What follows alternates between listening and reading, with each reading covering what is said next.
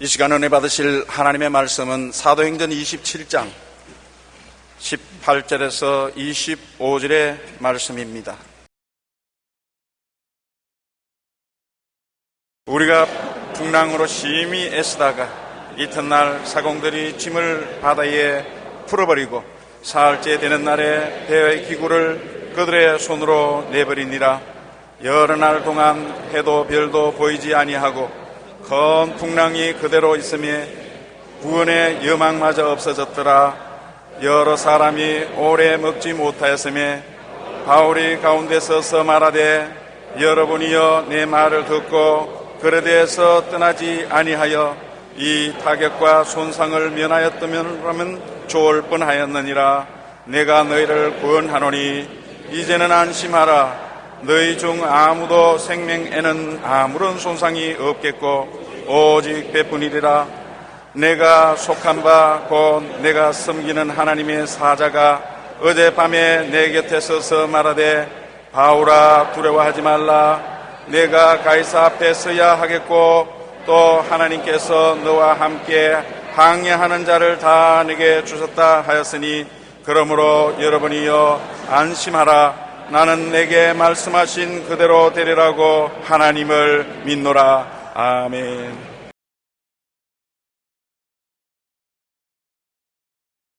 오늘 저는 유라굴로의 풍랑을 맞은 세계 경제라는 제목으로 말씀을 나누겠습니다. 성경에 보면 바울 선생이 예루살렘에 가서 복음을 전하다가 유대인들에게 잡혀서 많이 얻어맞고 로마의 주둔군에게 끌려가서 거기에서 신문을 당하고 고생을 하다가 로마의 황제의 재판을 받기 위해서 율리오라는 로마의 백부장이 그는 죄수들과 함께 수갑이 채여서 배를 타고 가게 되는 것입니다. 그들의 배가 그레데 섬의 미항에 도착했을 때 바울이 기도하는데 하나님이 그 마음속에 깨닫게 해준 것입니다. 이번에 출항하면은 화물도 다 잃어버리고 배도 파손할 것이고 같이 가는 사람들의 인명에도 큰 타격과 손상이 있을 것이라는 지시를 받고 그가 선주와 선장들에게 말을 했습니다. 내가 보니 이번 미항에서 출발하면은 큰 손해가 날 것이다. 화물도 다 잃어버리고 배도 파손되고 생명에도 큰 지장이 있을 것이니 겨울을 미항에서 머물고 봄이 오면 출발하는 것이 좋겠다. 그런데 선주와 선장이 뭘 바울이 바다를 안다고 큰 소리냐. 우리는 뱃사람으로서 잔뼈가 다 굵었으니 바다는 우리가 알지 어떻게 너가 아느냐. 백부장 율리오가 가만히 들어보니까 바울은 종교인이고 신앙인이지 백길은 모르는 사람인데 바울의 말을 들을 리가 없습니다. 그러므로 선장과 선주의 말을 듣고 출발합시다. 그래서 알렉산드리아호는 276명의 손님을 싣고 로마를 향해서 출발을 했습니다. 그런데 하루를 무사히 가니까 좋다고 다들 기뻐했는데 그만 육지에서 유라굴로라는 대풍랑이 불어와서 바다를 치매 파도가 태산처럼 몰려오고 배는 도저히 방향을 잡지 못해서 그냥 파도에 밀려 나갔던 것입니다. 이틀째 되던 날 도저히 배가 까랑절 갔으니까 선장과 화주들이 짐을 전부 바다에 다 불어버렸었습니다. 사흘째 된 날은 얼마나 절망인지 배 기구를 다 바다에 던져버렸습니다. 배를 가볍게 해야 배가 침몰하지 않을 것이니까. 그런데 나흘째, 다섯, 여섯, 일에, 여덟에, 아홉에, 열에 계속해서 바람이 불고 폭풍우가 대작하는데 하늘에 해도 별도 보이지 않고 천지가 캄캄합니다. 사람들은 다 절망했습니다. 살 희망이 다 끊어졌습니다. 그런데 어느 날 바울이 일어나서 여러분이요, 내 말을 듣고 그에 대해서 안 떠났으면 이런 고통 안 당할 것 아닌가? 그러나 이제는 안심하라. 왜냐하면 어제 저녁에 내가 속한 곧 나의 섬기는 하나님의 사자가 내게 와서 말하기를 바울아, 네가 반드시 로마의 황제 앞에 서서 심판을 받아야 되겠고 이 배에 탄 276명의 모든 사람들은 내게 주었으니 이 배는 침몰하지 않을 것이라는 보고를 받았다. 그러므로 여러분 머리털을 하나도 잃어버리지 않을 테니까 염려하지 마라. 그랬는데도 불구하고 배가 점점 육지에 가까이 다가오는 기미가 보이니까 배사공들이 배를 버리고 달아나려고 닻을 내리는 척하고서 구명보드를 내려놓고 타고 달아나려고 준비를 하는 것입니다. 바울이 그것을 깨닫고 율리오 백부장이 말하기를 저 사람들이 이 배를 떠나면 여러분들이 구원을 못 받는다. 그러니까 군인들이 그 구명보도의 줄을 끊어서 떠내려보내고 그랬습니다. 그러고 난 다음 바울이 서서 여러분 10나흘 동안 먹지 못하고 토하고 뒹굴고 고통을 당했으니 이제는 안심하고 먹어도 좋다. 하나님이 여러분을 다 구원할 것이니까. 그러고서 떡을 떼서 하나님께 기도드리고 그 사람들 앞에 먹으니까 사람들이 다 따라서 먹기 시작한 것입니다. 환난과 풍파를 당하니까 배를 지휘하는 것은 선장과 선주가 아니고 죄수인 바울인 것입니다. 하나님을 의지하는 사람 말에 따라서 행동을 하는 것입니다. 그래서 다 먹고 난 다음에 배가 점점 육지에 갇혀지는 것이 물이 깊이가 달라지는 것입니다. 그래서 나중에 아침이 되어 보니까 섬이 보입니다. 그 섬에 그들이 무사히 도착해서 생명을 구원했다는 기록이 기록되어 있는 것입니다. 이를 통해서 오늘 제가 알아보고 싶은 것은 이 세상의 경제적인 유라굴로의 바람이 불어오는 것입니다. 어느 나라치고 경제적인 위기에 처하지 않은 나라가 없고 대기업, 중소기업 할 것 없이 기업의 토대가 흔들리고 경제가 곤두박질을 치고 가게가 엉망인 것입니다. 왜 이런 일이 되었느냐? 오늘날 다가온 경제적인 유라굴로는 미국에서부터 불기 시작한 것입니다. 미국에서 왜 유라굴라의 풍랑이 불기 시작한 것입니까? 미국이 국채를 국민들과 여러 나라에 많이 팔았습니다. 국채를 팔고 나니까 그 국채를 산 개인이나 나라에 이자를 매달마다 지불해야 되는데 이자가 너무 많이 나가니까 미 재무성에서 이자를 적게 물려고 미국의 대출 이자를 1%로 낮추었습니다. 여러분 이자 돈 1%밖에 안 내면 공짜인 것입니다.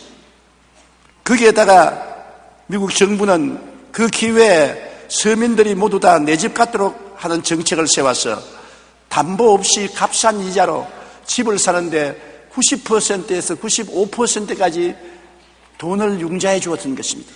그러니 집 없는 사람들이 담보도 없이 정부 시책에 따라서 은행에서 90%에서 95%의 돈을 빌려주니 얼씨구나 좋다고 너나 할 것 없이 전부 은행에 돈을 빌려서 집을 사니 굉장히 부동산 붐이 일어나고 건축 붐이 일어나고 돈이 흥청망청 쓰여지고 경기가 좋은 것 같다가 그만 경기가 시들어지기 시작하고 거품이 꺼지기 시작하니까 집값이 떨어지는데 폭락을 해서 반값으로 떨어졌습니다.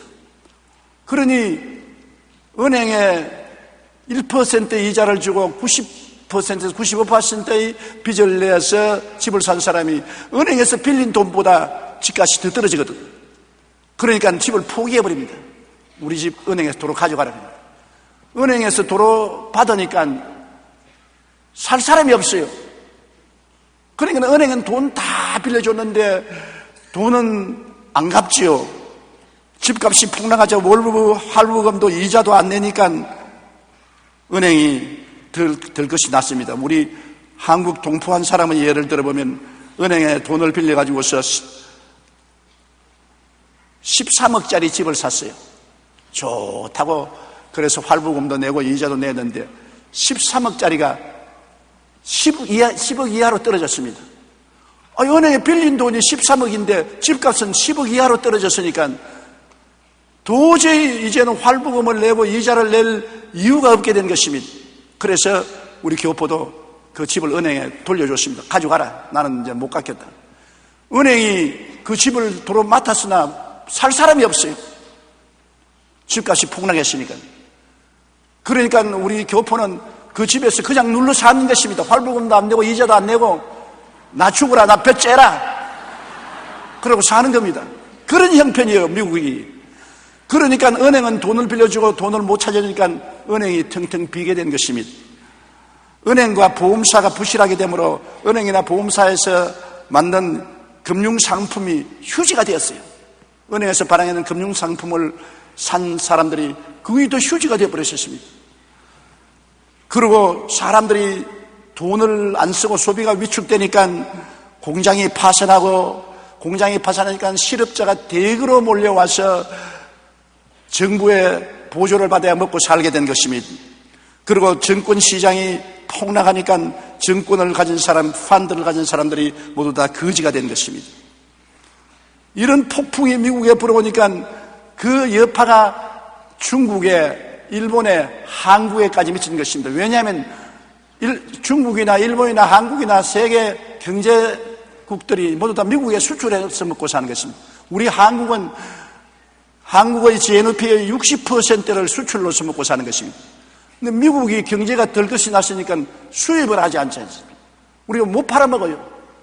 그러니까 우리의 자동차도 못 팔아먹고, 컴퓨터도 못 팔고, 핸드폰도 못 팔고 되면 그 공장들이 가동을 하지 못하게 되고, 그리고 가격이 떨어지고 직장을 잃게 되고 경제적인 한파가 우리에게도 다가온 것입니다. 엄청난 한파가 미국을 통해서 유라굴라가 불어와서 이 풍랑이 온 세계를 뒤엎고 있는 것입니다. 옛날에 IMF는 뺨칠만한 것밖에 안 되는 것입니다. 왜냐하면 IMF 때는 공장이 망하니까 융자를 해주고, 은행이 무너지니까 은행에 융자를 해주어서 버텼는데, 지금은 개미떼같이 많은 사람들이 집을 포기해버리니까 정부가 그 한 사람 한 사람의 빚을 다 걸머쥐고 해결해야 되니까 기가 막힌 일이지요. 그래서 하루 이틀에 해결할 수가 없는 것은 뭐 공장 수백 개, 은행 수십 개가 무너진 것이 아니라 수백만의 사람들의 집이 다 무너졌으니까 그 사람들을 다 데리고 문제를 해결하는데 시간이 안 걸릴 수가 없는 것입니다. 하루 이틀에 해결될 문제가 아니에요. 금년도에 이 유라굴라의 풍랑이 일어났으니 명년에는 해도 안 보이고 달도 안 보이고 별도 안 보이고 캄캄한 풍랑 가운데 엄청난 고통이 미국을 중심으로 해서 온 세계에 다가오고 우리 한국도 피할 수가 없을 것입니다. 경제적인 폭풍의 유라굴라를 잠재워야 되겠는데 어떻게 하면은 우리에게 다가오는 경제적인 유라굴라를 잠재우고 안 빠져 죽고 살 수가 있겠습니까? 제일 우리가 먼저 해야 될 것은 이런 어려움을 당할 때 왜 어려움이 당한지를 우리가 생각해 봐야 되는 것입니다. 아담과 하와가 왜 에덴 동산에서 쫓겨나서 어려움을 당한 것입니까? 탐욕 때문에 그런 것입니다. 자기 분수로대로 사람이면 사람으로 살지, 마귀가 선악과를 따먹으면 하나님이 된다고 하니까 왜 사람이 사람으로 살지 하나님 되려고 탐욕을 가지고 하나님 뜻을 거역해서 선악과를 따먹고 반역해서 하나님께 버림을 받고 쫓겨났는 것입니다. 탐욕이 원죄인 것입니다. 오늘날 미국에 일어난 그 유라굴라의 경제적인 폭풍도 미국 정부와 국민들이 탐욕인 것입니다. 돈 빌려놓고 난 다음에 이자 적게내려고 이자율을 낮추는 것하고, 사람들 담보도 없이 은행 이자를 90에서 95% 빌려주어서 집 사게 하는 것은 탐욕 아닌 것입니까? 내가 능력이 없는데 얼씨구나 좋다고 욕심으로 다 사들이고 결국 무너진 것입니다. 분수에 뛰어넘는 욕심은 반드시 결과의 파멸을 가져오는 것입니다. 야고보서 1장 15절에 욕심이 잉태한 즉 죄를 낳고 죄가 장성한 즉 사망을 낳는다고 하는 것입니다. 인간들은 원래부터 타락한 그 마음이 탐욕이 있습니다. 보통 사람이 아니라 나도 탐욕에 잡힐 때가 많습니다. 구두 한 켤이 신으면 아직 안 떨어지고 좋은데 다른 사람이 멋지는 구두를 신으면 나도 지금 한번 신어야 되겠다. 그래서 아직 말짱한 구두 주고서 그 구두 사 신어요. 구두 신고 얼마 안 되면 유행이 달려서 또 다른 구두가 나오면 나 또 구두 사야 되겠다. 그러니까 나중에 구두장에 구두가 가득한 것입니다. 안 신는 구두가. 내 신기는 싫고 남 주기는 아직 아깝고 구두가 쌓이는 것이요. 우리 여성들도 보면 옷, 자기가 입던 옷 그대로 아직도 몇 년은 더 입을 수 있어도 불구하고 유행에 떨어지니까 새로운 유행의 옷을 사 입습니다. 그 다음 친구들 보니까 그보다 더 나은 옷을 사 입으니까 또 그 두 옷을 또 그 옷을 삽니다.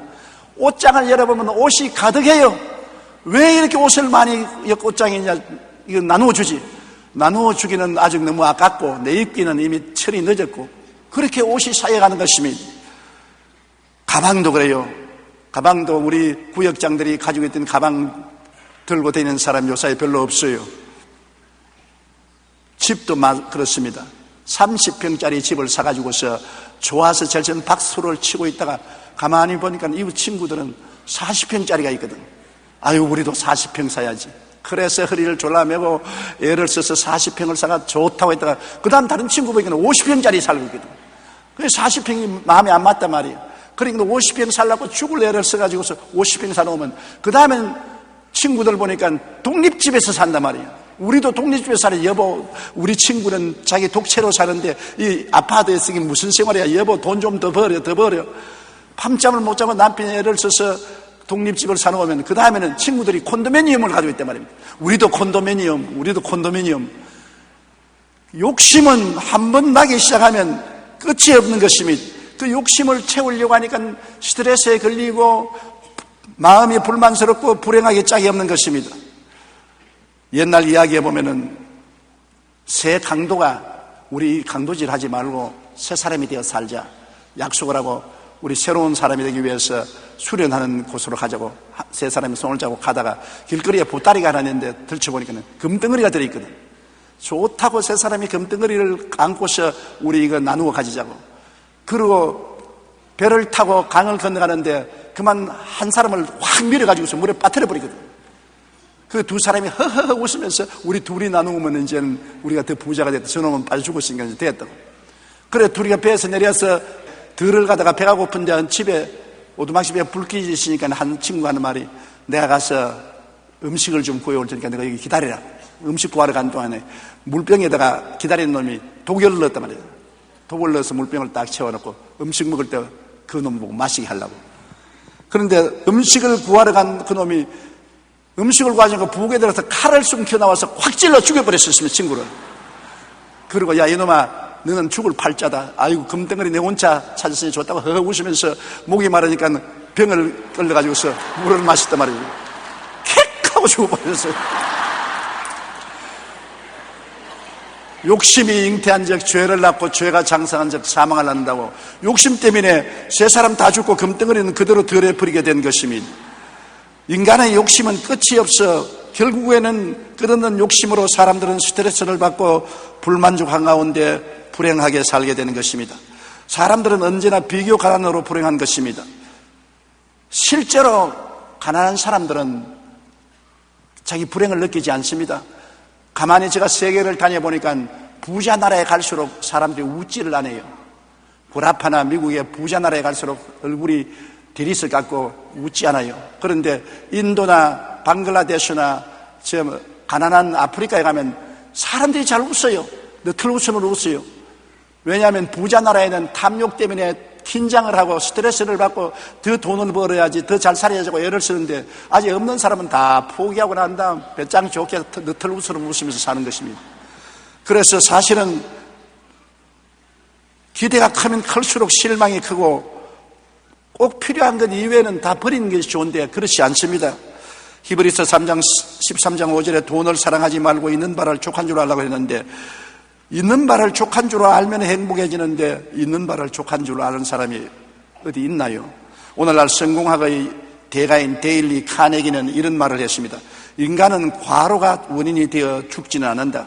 그의 죽음의 원인은 다름 아닌 낭비와 번민 때문에 죽는다.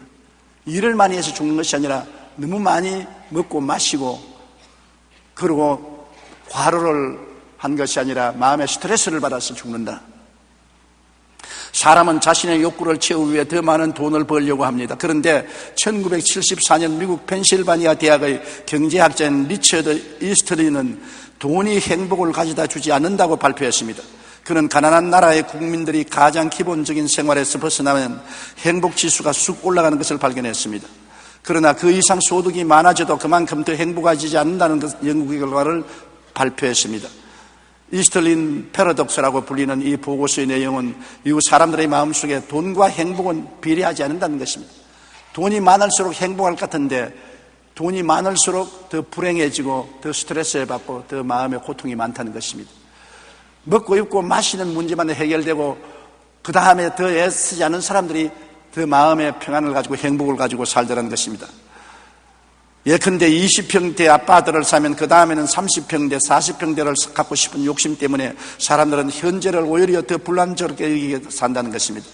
사람이 현재 상태에서 만족하지 못하고 욕심을 내면 낼수록 마음은 불만족해지고 불행해지고 스트레스에 걸리게 되는 것입니다. 오늘날 세계 자본주의 경제 속에서 사는 사람들이 모두 다 욕심 때문에 죄를 짓게 되고 파탄에 다가오게 되는 것입니다. 오늘날 세계를 휩쓰는 경제적인 유라굴라는 바로 욕심이 가져온 태풍인 것입니다. 자기 분수에 넘치는 일을 하다가 경제적으로 곤박지를 치고 망하게 된 것입니다. 어떻게 해야 이 유라굴라의 풍랑에서 견뎌낼 수 있는 것입니까? 바울이 탄 배가 풍랑을 만나서 10나흘 동안 해와 달과 별이 보이지 않고 아무것도 먹지 못하고 풍랑에 뒹구는 사람들이 어떻게 살아났었습니까? 10나흘 동안 사도 바울 선생과 그 제자들과 그 배에 있는 사람들이 결사적으로 기도를 했다는 것입니다. 바울 선생이 가만히 있을 뿐입니까? 그 사람들을 전도해서 모두 다 결사적으로 기도한 것은 성경에 그 276명을 하나님이 바울에게 주었다고 그러는 것입니다. 바울이 그 배 타고 14일 동안의 고통 가운데 있는 동안 그 사람들을 다 전도해서 예수님을 믿게 하고 그들은 있는 힘을 다해서 하나님 살려달라고 기도한 것입니다. 기도하면서 회개를 하게 된 것입니다. 고난을 당하면 회개하게 돼요. 평안할 때는 회개 안 합니다. 고난을 당하면 회개해야 돼요. 편안하면 누워서 기도하다가 좀 답답하면 앉아서 기도하고 더 답답하면 꿇어앉아 기도하고 더 답답하면 새벽기도 나오고 더 괴로우면 기도원에 금식하러 들어가는 것입니다. 사람은 고통에 정비례해서 하나님께 차여 나오는 것입니다. 나는 이런 글을 읽어봤었습니다. 영락교회 한경익 목사님이 살아계실 때 비서실장을 한 장로님인데 그가 비서실장이 되기 전에 그때 우리 한국 사회가 6.25 난 이후로 굉장히 가난했지 않습니까? 돈을 벌겠다고 결심하고 생선 장사를 했습니다. 원산지에 가서 생선을 사서 배에 싣고 와서 서울에 와서 노정삼이나 개인 상적에게 나누어주는 그러한 장사를 해서 돈을 꽤 벌었어요. 톡톡이 재미가 있었습니다. 점점 돈을 버니까 주일날 교회 가서 예배 보는 것이 아깝거든. 그래서 주일날 교회 가지 않고 집에서 간단히 성경 읽고 기도하고 하나님 미안합니다. 오늘 장사를 갑니다. 나갔습니다. 돈이 더 벌리니까 11주가 자꾸 많아지니까 아이고 이거면 생선 몇 상자를 더 사겠는데 하고서 11주도 안 냈었습니다. 그래서 그 다음 주일날 또 안 나가게 되고 11주도 안 나가게 되고 예수 믿는 것은 액세서리가 되고 주인은 바로 돈이 주인이 되었습니다. 돈의 노예가 되었습니다. 그런데 한 번은 생선을 싣고 배를 타고 오다가 큰 풍랑을 만났습니다. 배가 뒤집힐 지경이 되었습니다. 고통과 괴로움이 휩쓸어 왔습니다. 그는 배 밑바닥에 출렁거리는데 뒹굴면서 엎드려 하나님 생선도 내놓습니다. 돈도 내놓습니다. 다 내놓을 테니 목숨만 살려주십시오. 한 번만 살려주면 내가 올바르게 살겠습니다고 통곡을 하고 기도를 했더니 몇 시간 기도하고 난 다음에 풍랑이 잠잠해서 살아나고 난 다음 다 틀어버리고 교회 주일날 열심히 나오고 11조 바치고 장로가 되고 나중에 한경희 목사님 비서실장까지 되었다는 기록을 읽어본 것입니다. 풍랑 안 만났으면 지금까지도 생선장사 할는지 모릅니다. 풍랑을 만났기 때문에 변화가 된 것인 것입니다. 그러므로 여러분 이 유라굴라의 풍랑을 만난 오늘 이 시점에 가장 중요한 것은 회개하고 기도하는 것입니다. 바울 선생이 일어나서 뭐라 했습니까? 여러 사람이 오래 먹지 못하였으며 바울이 가운데 서서 말하되 여러분이여 내 말을 듣고 그에 대해서 떠나지 아니하였으면 이 타격과 손상을 면하였더라면 좋을 뻔하였다. 하나님의 말씀을 일찌감치 들었으면 이러한 풍랑을 안 만날 것인데 사람의 욕심으로 하나님 말씀을 듣지 않아서 풍랑을 만났다고 말하는 것입니다. 그러므로 하나님 말씀을 거역한 죄를 회개해야 돼요. 내가 소식을 들으니까 요사이 미국의 교회가 꽉꽉 들어 찬다는 말을 들었었습니다. 그동안에 호황 때 교회가 텅텅 비었어요. 주일날은 텅텅 비고 수요일날 저녁 예배는 문을 닫는 교회가 많은데 요사이는 수요일날 또 꽉 차고 주일날 또 줄을 서서 교회에 들어온다는 것입니다. 며칠 전에 곽선임 목사님을 만났는데 곽선임 목사님도 수요일날은 우리 한국에도 교회 교인들이 많이 하는데 요 사이는 꽉 들어찬다는 겁니다. 그러면 그만큼 실직자가 많고 어려움을 당한 사람이 많았기 때문에 이제는 하나님을 찾는 수가 많아지는 것입니다. 그리고 교회를 봐서는 고난당하는 것 좋지 않지 않아요. 고난당해야 교회를 찾아오지. 좋으면 놀러가고 교회를 안 찾아오기 때문인 것입니다. 그러므로 고난당할 때 우리가 고난을 이길 수 있는 것은 결사적으로 회개하고 기도하라는 것입니다. 그러고 난 다음에 자기 정체성을 다시 확립해야 되는 것입니다. 삶의 목적과 방향이 잘못되었으면 바로 잡아야 돼요. 삶의 목적이 출세에 있고 혹은 돈에 있고 명예에 있고 지위에 있었으면 고난당하면 돈도 지위도 명예도 권세도 다 날아가게 되었으니 그것에서 중심을 옮겨서 하나님 중심으로 돌아와야 되는 것입니다. 내가 어디에 소속했느냐? 돈에 소속했느냐? 지위나 명예나 권세나 세상 쾌락에 소속했느냐? 하나님께 속했느냐? 다시 한번 고난당하면 그것을 생각해 볼 때가 온 것입니다. 우리는 세상과 마귀에 속하든지 하나님과 우리 주 예수님께 속하든지 둘 중에 하나밖에 없는 것은 중간 상태는 없습니다.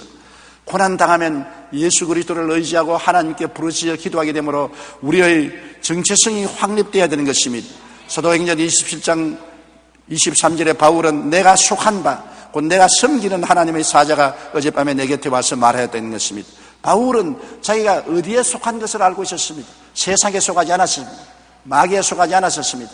하나님께 속하고 그는 돈을 섬기거나 세상을 섬기지 아니하고 내가 하나님을 섬긴다고 말한 것입니다. 이게 중요한 것입니다. 내가 하나님께 속하고 내가 하나님을 섬기기 위해서 돈도 벌고 하나님 섬기기 위해서 지위도 있고 명예도 있고 권세도 있어도 다 하나님을 섬기기 위한 목적이 되어야지, 하나님을 섬기지 않고 하나님이 내가 잘 먹고 잘 입고 잘 살고 출세하는 수단으로 삼으면 안 되는 것입니다. 하나님을 이용해 가지고서 돈도 벌고 하나님을 이용해서 지위와 명예와 권세와 쾌락도 얻으려고 하면 잘못 생각한 것입니다. 그러므로 풍랑을 만나면 삶의 목적과 방향을 올바르게 재정비해야 되는 것입니다. 바울 선생의 말을 들은 그 모든 사람들은 바울 선생의 말에 머리를 끄덕거렸습니다. 배는 출렁거리고 바람은 부는데 바울이 당신들 어디에 속했어? 나는 하나님께 속했어. 당신들은 어디에 속했어? 하나님께 속하지 않은 그들은 불안과 공포와 좌절과 절망에 떨었습니다. 바울만 떨지 않았지 다 떨었어요. 왜냐하면 천지와 만물을 지은 하나님께 속한 바울은 살든지 죽든지 나는 하나님의 것이다. 하나님이 뜻이면 살고 하나님이 뜻이면 죽어도 천당 가니까 두렵지 않다고 했지만 하나님을 모르고 세상에 속한 사람들은 풍랑이 일어 배가 뒤집어지면 자기도 세상도 다 날아가 버리고 마는 것이니까 좌절과 절망할 수밖에 없지요. 그러므로 우리가 어디에 소속되는 것을 알아야 되고 누구를 섬기는지 알아야 되는 것입니다. 우리의 삶에 우리가 하나님이 중심에 서서 하나님을 섬기며 살아야지요. 하나님을 이용해서 나를 섬기면 안 되는 것입니다. 사람들은 자기를 섬기는 사람이 많습니다. 자기가 우상이 되어서 기도도 자기 섬기기 위해서 하고 찬송도 자기 섬기기 위해서 하고 믿음도 자기 섬기기 위해서 하는 사람들이 많습니다. 왜? 자기에게 유익을 주기 위해서 하나님이 이용하려고 잘못된 것을 섬깁니다. 자기를 우상화하는 사람들이 많습니다. 환난이 당하면 자기라는 것이 산산조각이 나지 않아요. 잘못된 섬김을 돌이켜서 하나님을 섬겨야 되는 것입니다. 돈을 버는 것도 하나님 섬기기 위해서, 좋은 집을 사는 것도 하나님 모시기 위해서, 지위와 명예를 얻는 것도 하나님께 영광을 돌리기 위해서 하나님 중심에 써야 되는 것입니다. 하나님은 외모를 보지 않고 중심을 보는 하나님이기 때문에 이러한 변화가 일어나야 하나님의 기적이 일어나는 것입니다. 그리고 이 풍랑에서 벗어나기 위해서는 마음을 긍정적으로 가지고 희망을 가져야 되는 것입니다. 풍랑이 다가온다고 이제 우리는 다 죽었다, 우리는 다 망한다, 우리는 절단이다, 이제는 희망을 잃어버렸다, 이렇게 되면 안 되는 것입니다. 부정적이 되면 안 돼요. 두 사람의 죄수가 감방에 들어가 있는데 매일같이 창살을 통해서 밖을 내다보는데 한 사람은 하늘을 쳐다보고 태양이 반짝인다, 밤에는 별들이 아름답구나, 바람이 부니 나무가 팔랑거리고 참 아름다운 세상이구나, 언제나 기뻐하고 즐거워했는데 다른 사람은 창살 통해서 땅을 내다보고 아이고 먼지가 많이 나네, 사람들이 많이 걸어다니니까 먼지가 많이 나, 비가 오면은 진흙창, 아이고 땅은 진흙창밖에 없네, 인생은 먼지투성이고 진흙창밖에 없네, 저 발이 더러운 거 봐라, 저 구두가 다 떨어진 거 봐라. 저 헐벗은 옷을 봐라. 전부 부정적이만 바라봤었습니다. 감옥에 임기를 마치고 두 사람이 다 출소했는데 한 사람은 기다리는 가족의 품에 들어가서 새로운 직장을 얻고 즐거운 새로운 인생을 출발했는데 땅만 바라보던 사람은 부정적이고 탄식하고 원망하다가 정신병에 걸려서 정신병원에 입원했다는 이야기를 들었었습니다. 똑같은 사실을 볼 때도 부정적으로 보면 절망입니다. 지금 다가오는 유라굴라의 풍랑을 볼 때 여러분 부정적으로 보면 절대로 못 살아나는 것입니다. 긍정적인 희망을 가지고 회개하고 주님 중심으로 서고 하나님 섬기는 생활로 들어오면서 하나님이 같이 계심으로 살 수 있다. 환난이나 공고나 적신이나 위험이나 기근이냐 죽음이냐 칼이랴 이 모든 일에 우리를 사랑하는 이로 말미암아 우리가 넉넉히 이기나니라. 우리가 사방으로 우겨삼을 당해도 쌓이지 아니하며 답답한 일을 당해도 낙심하지 아니하며 핍박을 받아도 버림받지 아니하고 거꾸로뜨림을 당해도 망하지 않는다. 나는 예수 그리스도와 함께 삶으로 넉넉히 이긴다. 눈에는 아무 증거 안 보이고 귀에는 아무 소리 안 들리고 손에 잡히는 것 없어도 언제나 긍정적이고 밝고 맑고 환한 믿음을 가져야 되는 것입니다. 긍정적인 믿음을 가진 사람은 긍정적이 되고 부정적인 믿음을 가진 사람은 부정적이 되는 것입니다. 사도행전 27장 22절에 보면 하나님께서 오셔서 바울에게 희망을 선포했습니다. 바울은 희망을 사람들에게 말한 것입니다. 사도행전 20장 22절에 내가 너희를 권하노니 이제는 안심하라. 너희 중 아무도 생명에는 아무런 손상이 없겠고 오직 배뿐이리라. 27장 24절 25절에 바울아 두려워하지 말라. 내가 가이사 앞에 서야 하겠고 또 하나님께서 너와 함께 항해하는 자를 다 내게 주셨다 하였으니 그러므로 여러분이 안심하라. 나는 내게 말씀은 그대로 되리라고 하나님을 믿노라. 희망을 가져야 되는 것입니다. 우리는 예수 그리스도의 십자가를 바라보면 희망을 가질 수밖에 없습니다. 아무리 큰 죄인이라도 십자가를 바라보면 예수님이 그 고통스러운 십자가를 통해서 몸짓고 피 흘려 우리 일생의 죄악을 다 청산하고 우리를 의롭다고 일러주시고 영광을 주셨습니다. 그러므로 어떤 죄인도 희망이 있는 것입니다. 죄로서 절망할 수 없지 않습니다. 어떻게 세속적이고 세상의 악한 습관에 묶이고 부패한 사람도 예수님의 보혈이 십자가에서 다 마음을 씻어주시고 몸을 씻어주시고 마음도 새롭게 하고 몸도 새롭게 하고 새로운 성령을 주셔서 변화시켜 주는 것입니다. 누구든지 그리스도 안에 있으면 새로운 피조물이라 이전 것은 지나갔으니 보라 새 것이 되었도다. 어떠한 술 주정뱅이에게도 희망이 있고 어떠한 아편 중독자에도 희망이 있고 어떠한 도둑놈이라도 희망이 있고 어떠한 방탕자라도 희망이 있습니다. 왜냐하면 예수님이 십자가에서 모든 세속과 마귀를 멸하고 우리에게 새 생명을 주고 있기 때문인 것입니다. 병든 사람도 희망이 있는 것입니다. 어떻게 절망적인 병이 들어도 희망이 있어요. 오늘 우리 교회 소식지에 들은 간증 보았지요. 78살 먹는 할머니가 대변을 보는데 자꾸 피가 나오고 피가 섞여 나오는 것인데 자기들 걱정할까 싶어서 숨겨놨다가 나중에 피가 너무 나오니까 친정은 딸내에게 들켰어요. 딸이 놀래가지고서 오빠들하고 어머니를 병원에 데리고 가서 조사를 하니까 항문에 암 3기가 됐어요. 그래서 의사가 가족들 보고서 나이도 많으시고 수술해도 못 살아난다고, 그대로 두시면 한 3개월 조금 살다가 세상 뜨실 것이라고 그러더랍니다. 그런데 어머니에게는 그 말을 할 수가 없어서 그 딸들이 어머니를 데리고 우리 예배 시간 이 사부 예배에 왔어요. 와서 어머니 설교나 듣고 위로받으라고. 그런데 제가 설교하고 병자회 기도 다 하고 그 다음에 앉아서 헌금을 거두고 난 다음에 축도하기 전에 나왔더니 오늘 여기에 항문에 종기가 난 사람이 고침을 받았습니다. 그 말은 딸들이 그 어머니를 보고 암이라고 말하면 어머니가 낙심하겠어. 어머니 항문에 혹이 났어요. 종기가 났어요. 그냥 있으면 낫는다고 합니다. 그래 거짓말을 했는데 이 항문에 혹이 난 사람, 종기가 난 사람이 고침을 받았다고 제가 하더랍니다. 그날. 그러니까 그 어머니가 할렐루야 하고 일어나가지고서 즐거워했는데 그 다음 병원에 데려가니까 충분히 수술해서 고칠 수가 있게 쪼그라졌다. 그래가 수술하고 깨끗이 나아버렸었어요. 어떠한 절망적인 병에 걸려도 희망이 있습니다. 좌절하고 절망해버리면 죽지만은 하나님은 할 수 없는 것이 없습니다. 할 수 있거든요. 무슨 말이냐? 믿는 자에게는 능치 못하심이 없나니라. 그러므로 희망이 있으니까 희망을 버리면 안 됩니다. 희망을 향해서 나아가면 하나님의 기적이 따라오는 것입니다. 어떻게 낭패와 실망을 당하고 빚쟁이가 쪼달리더라도 자살하면 안 돼요. 요사이 탤런트들이 고통을 당하고 자살하지 않습니까? 하나님을 알면 자살할 수가 없어요.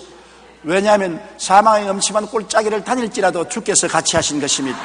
주님 지팡이와 막대기가 나를 안위하여 주시는 것입니다. 그러므로 하나님께서는 어떠한 시련과 환난이 되어도 우리를 버리지 않습니다. 성경 말씀에 보면 환난 날에 나를 부르라 내가 너를 건지고 영화롭게 하리라고 말씀한 것입니다. 이러므로 하나님이 계신 이상 하나님은 우리를 붙들어 주심으로 절대로 환경을 보고 낙심해서는 안 되는 것입니다. 죽을 때도 낙심할 필요가 없어요. 바울은 사망아 너희 이기는 것이 어디냐, 사망아 너희 소는 것이 어디냐고 외쳤는데 주님이 죽었으나 사흘 만에 부활하셨습니다. 나는 부활이요 생명이니 나를 믿는 자는 죽어도 살겠고 살아서 나를 믿는 자는 영원히 죽음을 보지 아니하리라고 말씀한 것입니다. 그러므로 우리 영생을 얻은 사람들은 죽음조차도 낙심할 것 없는 것은 죽음의 터널을 통하면 영원한 천국에 들어가기 때문인 것입니다.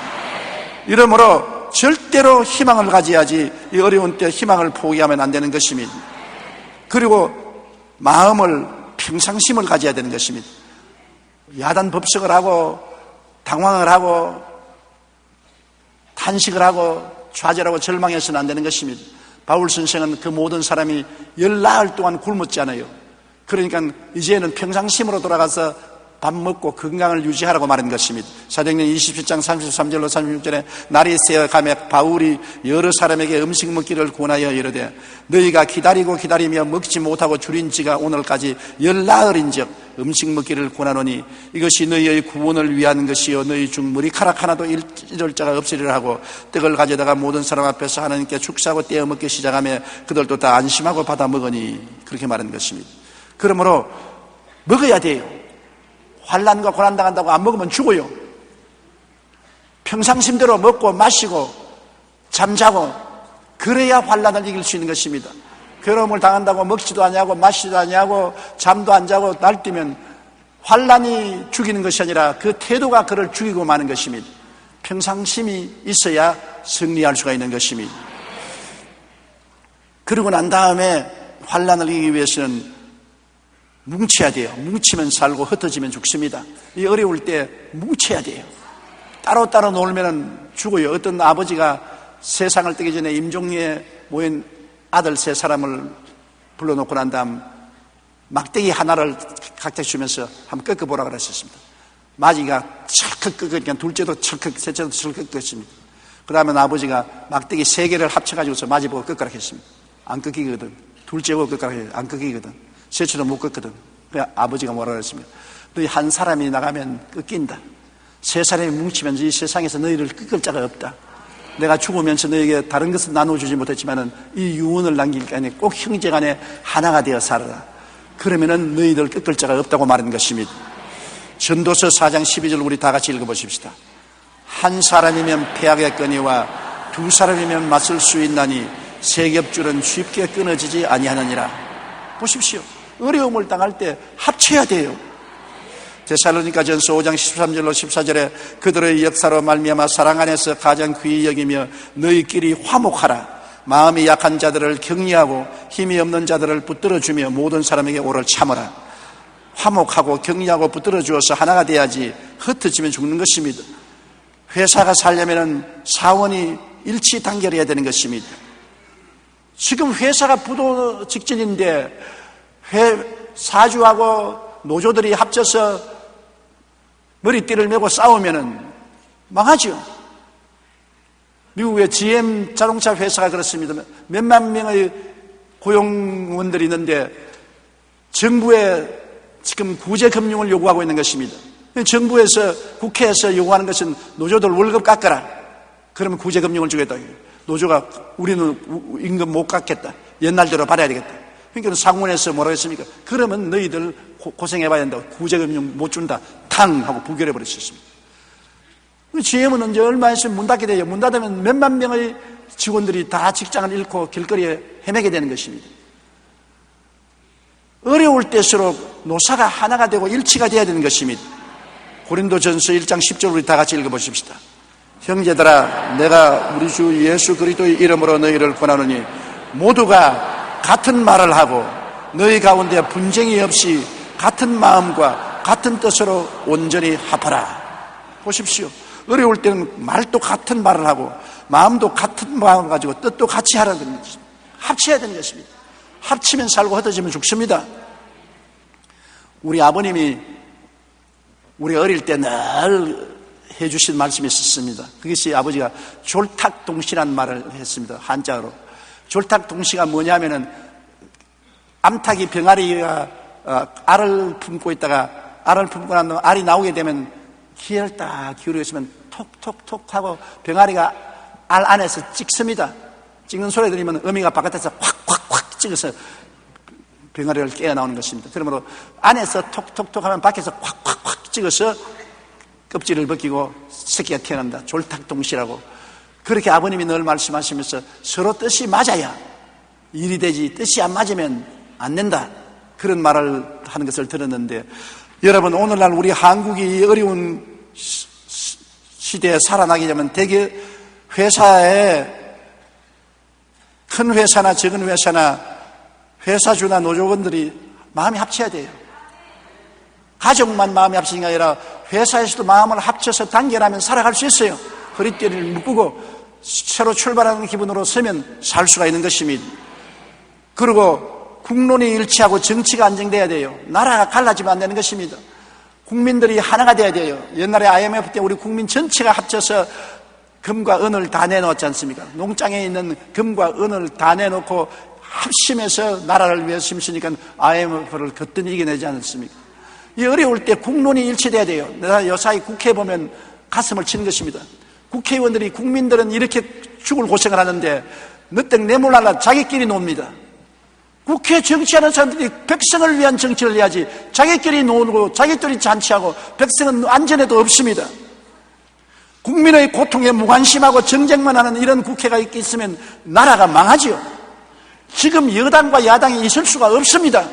하나가 되어서 국민을 살려야죠. 정신 차리지 못하고 있는 것입니다.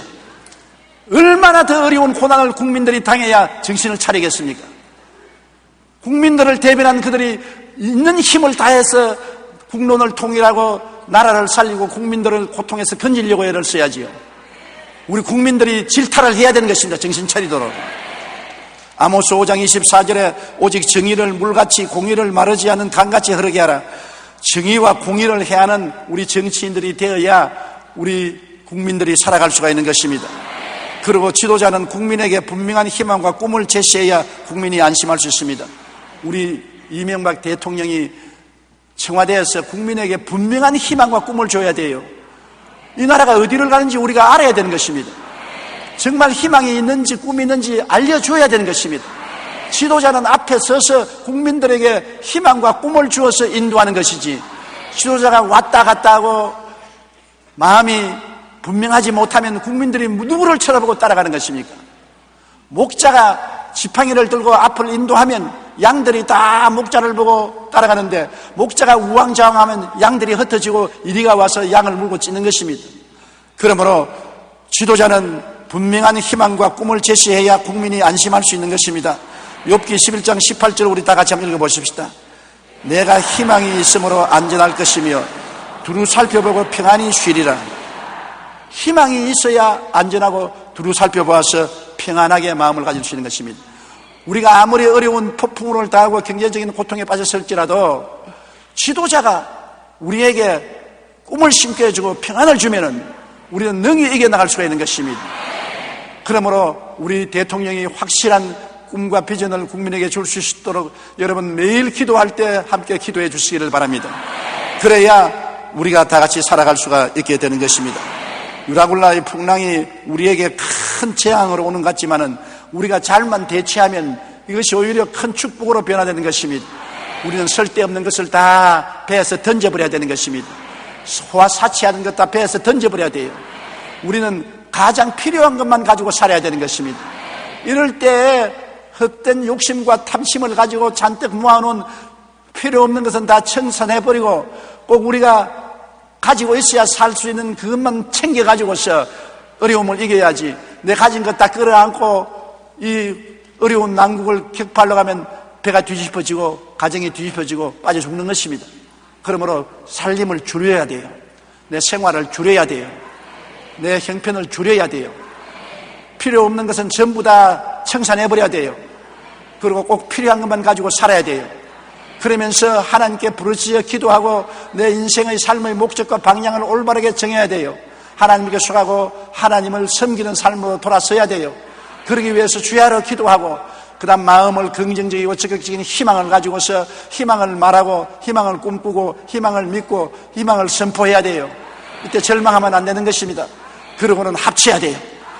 가정이 합쳐야 되고 회사가 합쳐야 되고 국민이 단결해야 돼요. 그리고 국민을 이끄는 지도자가 분명한 꿈을 가지고 앞장서서 나가면 역경이 오히려 좋은 찬스가 되고 어려움이 큰 축복을 받을 수 있는 기회가 되는 것입니다. 유라굴라의 풍랑으로 다 침몰할 수도 있고 살아남을 수도 있는 것입니다. 살아남은 사람은 또다시 재출발해서 새로운 인생을 건설하고 더 나은 삶을 살아갈 수 있는 것입니다. 살아남기 위해서 우리가 해야 될 일이 바로 이런 것입니다. 우리 예수 믿는 사람들은 안 믿는 사람들도 앞장서서 우리 불효불급한 것은 다 짐을 불어버리십시다. 우리는 단순하게 사십시다. 그래서 모든 사람들이 호화 사치를 다 중지하고 단출하게 인생을 살면은 가벼워져서 우리 배가 출렁거리지도 무너지지 않고 뒤엎어지지 않습니다. 더욱 옛날보다 더 기도 많이 하고 하나님의 도움을 간구해야 되는 것입니다. 하나님께 간절히 간구하고 회개하고 우리 신앙을 똑바로 서면은 하나님이 우리의 목자가 되시고 우리를 돌보시는데 겁날 것 없습니다. 하나님 중심으로 서고 하나님 섬기면 하나님은 자기 백성을 어떠한 환난에도 건져주시는 것입니다. 그리고 우리 마음을 단결해서 긍정적이고 적극적이고 창조적이고 꿈과 희망을 버리지 말아야 되는 것입니다. 항상 꿈을 가지고 희망을 가지고 내일은 오늘보다 다음 달은 금번 달보다 명년은 금년보다 나아진다는 소망을 가지고 살아야 되는 것입니다. 그리고 우리 예수 믿는 사람들이 말할 필요 없이 단결해서 서로 사랑과 행복을 나누면서 살아야 되는 것입니다. 구역이 단결해야 되는 것입니다. 구역원들을 서로 도와주면서 살아야 되고 교회가 단결해서 교회 어려운 사람들을 협조해주고 도와주고 이웃을 이끌어주는 그런 삶을 살아야 되는 것입니다. 그러면 밝고 맑고 환한 날이 쉬 다가오게 되는 것입니다. 고개 숙여 기도드리겠습니다. 사랑이 많으신 우리 아버지 하나님, 오늘 미정유의 고통을 우리가 당하고 있습니다. 경제적인 유라굴라를 만나서 우리 개인 가정이나 회사나 우리 사회가 뒤엎어질 위험에 처할 때가 있습니다. 지금 이 풍랑이 언제 끝날지 모르게 계속하는 것입니다.